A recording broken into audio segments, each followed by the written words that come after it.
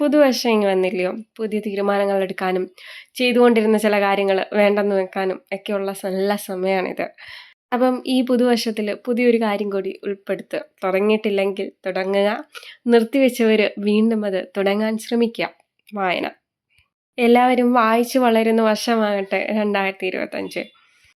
എന്ത് വായിച്ചു തുടങ്ങണമെന്നൊക്കെ ചിലർക്ക് ചിന്തകൾ കാണുമല്ലോ. എൻ്റെ വായന ആദ്യം തേടിയെത്തിയത് എവിടെയാണെന്ന് ഞാൻ പറയാം. അതെൻ്റെ ബാല്യത്തിലേക്കാണ് പോയത്. ഞാൻ 6ാം ക്ലാസ്സിലും 7ാം ക്ലാസ്സിലുമൊക്കെ പഠിച്ച പാഠഭാഗങ്ങൾ ബാക്കി അറിയണമെന്നുള്ള വ്യഗ്രത അന്നു മുതലേ തുടങ്ങിയതാണ്. ഉദാഹരണം പറയുകയാണെങ്കിൽ, അപ്പുക്കിളി എന്ന കഥാപാത്രം എന്താണെന്നില്ലാതെ മനസ്സിൽ കയറി കൂടിയത് 7ാം ക്ലാസ്സിൽ പഠിക്കുമ്പോഴാണ്. ഖസാക്കിൻ്റെ ഇതിഹാസത്തിലെ അപ്പുക്കിളിയെക്കുറിച്ച് കൂടുതൽ അറിയാനുള്ള ആഗ്രഹം മൂലം ഞാൻ ലൈബ്രറിയിൽ നിന്ന് കടമെടുത്ത പുസ്തകമാണ് ഖസാക്കിൻ്റെ ഇതിഹാസം. അതാണ് എൻ്റെ ആദ്യത്തെ ബുക്ക്. പിന്നീട് എൻ്റെ മനസ്സിൽ ഉടക്കിയിരുന്നത് പുന്നക്കാസൻ്റെ നിർമ്മാണമാണ്.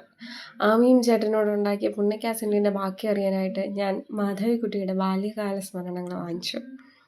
പക്ഷെ നിങ്ങളുടെ ആദ്യ വായന എല്ലായ്പ്പോഴും നല്ലൊരു അനുഭവം തന്നാൽ മാത്രമേ തുടർന്ന് വായിക്കാനും കഴിയുകയുള്ളൂ. അതുകൊണ്ട് നിങ്ങൾക്ക് ഇഷ്ടപ്പെടുന്ന കഥകൾ എങ്ങനെയുള്ളതെന്ന് തിരഞ്ഞെടുക്കാം. ക്രൈം ആണെങ്കിൽ ക്രൈം ത്രില്ലേഴ്സ് തിരഞ്ഞെടുക്കാം. പ്രണയ നോവലുകളാണ് ഇഷ്ടമെങ്കിൽ അങ്ങനെയുള്ള കാര്യങ്ങൾ തിരഞ്ഞെടുക്കാം.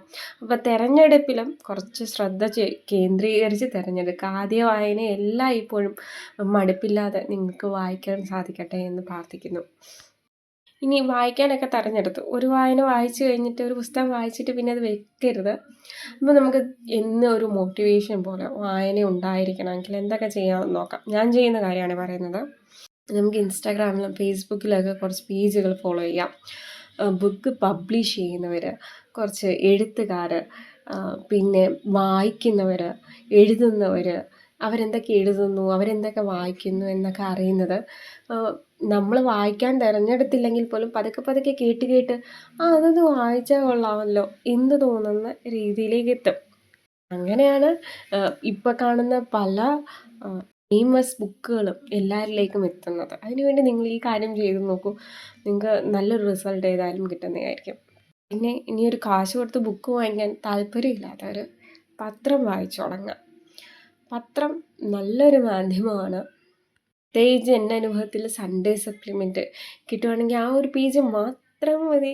നമുക്ക് ഒരു മാസത്തേക്ക് അല്ലെ ഒരാഴ്ചത്തേക്ക് കഴിക്കാനുള്ളത് ധാരാളം അതിലുണ്ടായിരിക്കും. അടുത്ത കാര്യം എന്ന് പറയുന്നത് ലൈബ്രറികൾ സന്ദർശിക്കുക എന്നതാണ്.